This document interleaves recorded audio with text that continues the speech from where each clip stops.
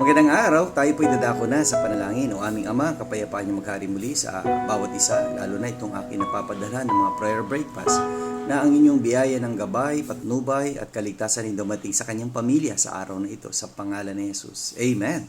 Well, let's proceed to our Bible sharing from the word of 1 Thessalonians chapter 2 and verse 8. So, being affectionately desirous of you, we were willing to have imparted unto you not the gospel of God only, but also our own souls, because you are dear unto us. Well, sabi nga ni Apostle po, hindi lang yung mga aral ang binabahagi namin sa inyo, kundi yung mismo kami may patuto.